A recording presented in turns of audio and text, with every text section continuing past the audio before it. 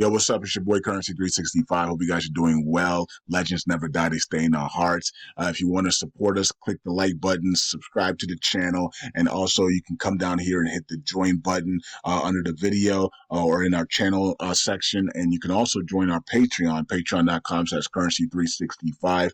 And we also have Cash App and also PayPal for support if you want to sow some seeds. Peace out. God bless. Enjoy the video and keep the movement going. Legends. Bye.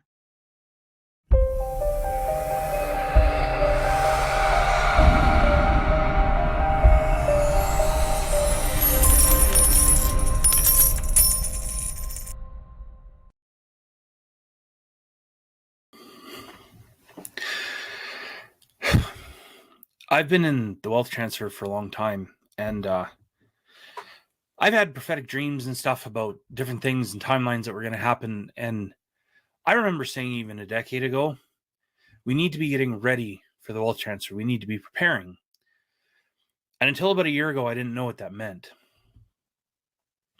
And I was sitting in a movie theater with my wife, and we were watching Top Gun Maverick, probably the best movie I've seen in a long time. And we went to see Thor: Love and Thunder the next week. And then we went to see the Maverick movie again. And in that moment, God talked to me about this need for a culture of excellence. That's not the point I really want to get to, though. But what I do want to say about that is God had this incredible transformation that he went through with me to take me from feeling like a 3 out of 10 every day. Like I felt like that for 2 decades. Like I was never good enough, never like I just felt inferior in every way. And God led me through a process out of 10 consistently. And I've been at that place for several months. And what it's helped me to realize is the most important thing that people can do before the wealth transfer is change how they think. Hear me out. You have lots of people that are in the wealth transfer, and their comment is, all I need is more money. I'm waiting on the dinar. Actually, a lot of people are unintentionally cursing themselves because what they're doing is they're saying, I need such and such a cryptocurrency, or, I need the revaluation of this currency, or I need this investment to go so that I can have money. They're unintentionally making a soul tie between them and a certain outcome. So instead of God being their provider, they've taken this investment and have made the investment their provider. What happens when you do that? Basically, you're tying in with mammon. You either serve God or you serve mammon. So you're unintentionally serving mammon. And I know people mean well. But if money was the only thing people needed, then answer me this. Why do most lottery winners go broke? Donnie, Carlita, Abe, it's good to see you all. The reason lottery winners go broke is because subconsciously they're wired to earn a certain amount of money, right? They've taken certain steps in their life, or lack of steps, to earn a certain income. So let's say somebody earned $100,000 and then they suddenly win the lottery. Okay, and they win $250 million. Why is it that in 3 to 5 years they're going to be broke? Essentially what it boils down to is how they think. But what happens is subconsciously they're wired and they've put in the effort of $100,000 person, right? They've grown to become a $100,000 a year person. So when suddenly $250 million come, the subconscious goes, wait a second, we don't deserve this. We haven't done anything to earn this or deserve this. And so they automatically start to sabotage themselves to take themselves down to the level that their subconscious believes that they should be at.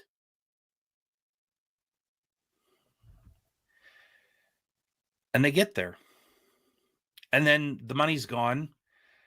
And what it also boiled down to, you hear a lot of rich people, and they've grown into being millionaires, right? They'll talk about a process of becoming a millionaire or a billionaire, and they talk about the work that they've put in order to become a millionaire or a billionaire. The problem with people in the wealth transfer is they just think, well, God just is going to give me lots of money. Okay, there's a couple of biblical principles that people can't ignore. One is that the hand of the diligent shall be made rich. To whom much is given, much is required. And he who is faithful with little will be faithful with much. This is like the average person in the wealth transfer. They're broke. They're $60,000, $70,000 in debt. They're not stewarding well. They haven't grown in 2 decades or 3 decades or 4 decades.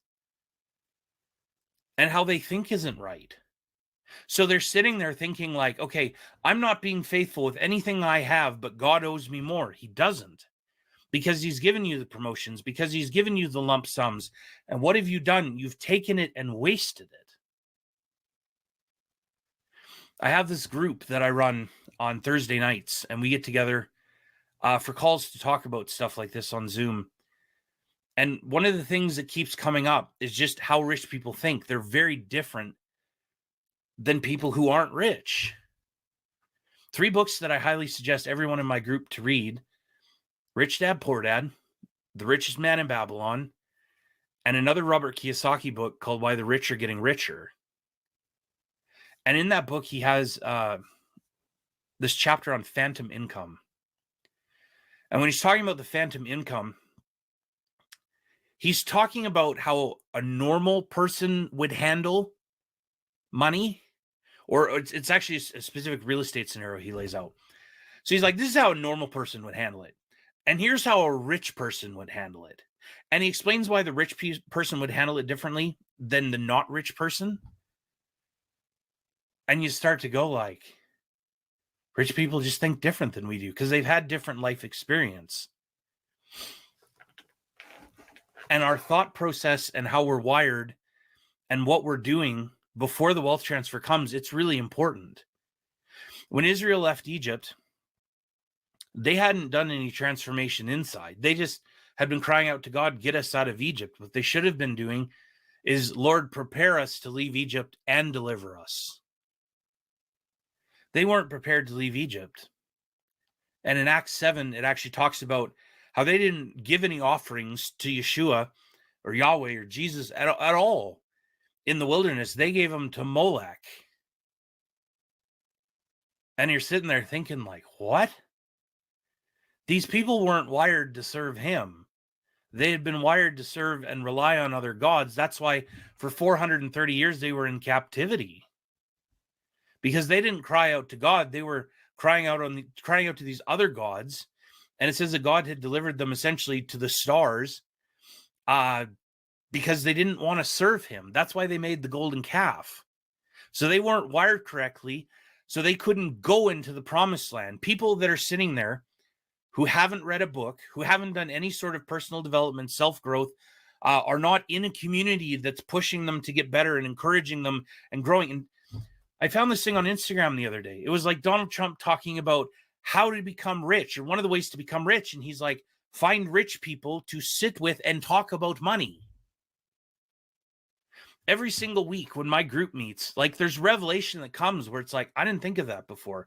And this is a principle that I actually picked up from the richest man in Babylon. Every single week, the men of the town or the city would meet, and they got together and they would talk about finances. They would talk about money. And you see the ripple effect of that was actually that the entire city got rich because the king had gone to the richest man in Babylon and said, why isn't everyone rich?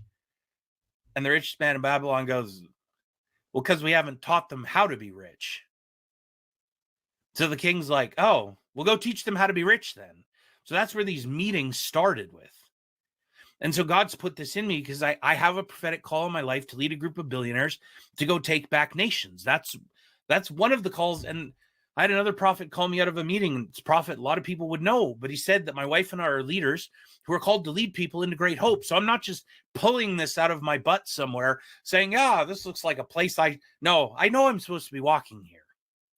And when you hear the transformations of the people that are coming into my group, what a lot of people in the wealth transfer have is this inferiority complex, feeling like God's called me to something, but why me?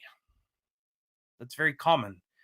And the other thing that they feel is like, well, I must be crazy for feeling this because I have these enormous callings in my life, like these things that just seems so huge and astronomical that God's called me to. And it's like, how can this possibly be real? Like, who am I? You're who God called. When I used to look at the verse that said, many are called, but few are chosen, I used to think it was many were called, but few were chosen because few showed up. I'm starting to think different on that now. I think many are called, but few are chosen because few show up prepared. There's been lots of controversy about different stores and things that they're doing. And the Christian community is calling out like, hey, we need to, stop shopping here and whatever. And they're not looking at the bigger problem. It's like, who needs to be running these kinds of places? Who needs to be like what the wealth transfer is really about is actually really, it's about influence, right? Who are supposed to be the kingdom millionaires and billionaires that are supposed to be like in the education mountain and the business mountain and the entertainment mountain, and these different places to exude their influence in society. That's the real problem. The earth is crying out for the manifestation of the sons of God because you're not walking in your calling because you don't think right. You're sitting there, oh, well, it can't be me. Like, how could God call me? Why would he? I just must be crazy. I hear this comment from almost everyone that joins my group. I thought I was crazy till I showed up here. By the way, if you're interested in joining my group, there's a link for the Patreon down below. You can join. It's $97 for the next 6 days. And after that, the price is going up. And then it's going to go up again and again and again because people need to get serious. They need to understand you need to start taking action now. Because the end of 2024, I believe doors are going to start to open for Christians, and they need to have changed how they thought. It's like going to the gym, right? And to actually see a real change or a transformation, you have to be going to the gym consistently for several months, right? It's a process built on consistency.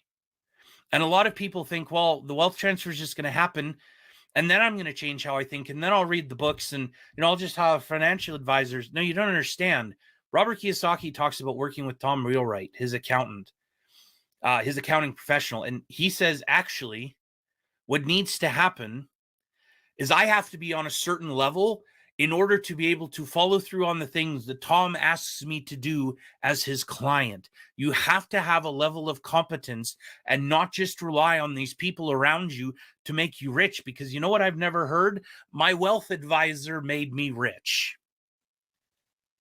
God has given us the power to create wealth. And I'm really convinced that God is looking for the kingdom millionaires and billionaires and beyond who have been given in their heart to create something to actually contribute to society. There's way too many people that are sitting on the sidelines doing nothing, having no impact, and then wondering why society is in such a mess. This isn't just about money. I think we have about 19 months, the end of 2024, before these doors really start to open. And you look at it, we see prime examples that we're supposed to be ready before this happens. The parable of the talents. They were ready. 2 of them were ready. The one that got 5 and the one that got 2, they went and invested theirs. They were initially given each according to their own abilities. So whatever level they were at, that's how much money they were given to start with. Need to adjust this. This is bugging me. There we go.